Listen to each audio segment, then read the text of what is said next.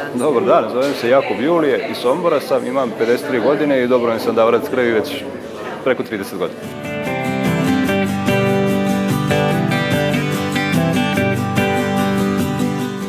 U stvari, meni su saobraćajne nesreće odredile većinom put dobrovoljnog davanja krvi. 86. godine u Bihaću bila je velika saobraćajna nesreća dok sam bio na odsluženju vojnog roka.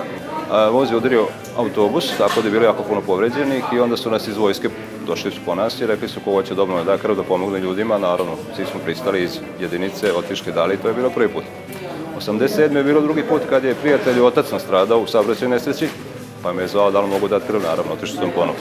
Treći put isto bila neka 88. saobraćajna nesreća, opet sam otišao dati krv. I onda sam se zaposlio 88. u zatvoru i onda je isto bila nestašica krvi i onda sam se dogovorio s drugarima iz mene, hoćemo.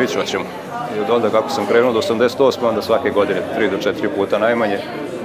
Osjećam to potrebom svojom, želim da pomognem ljudima, bar na taj način, ako na neki drugi ne mogu.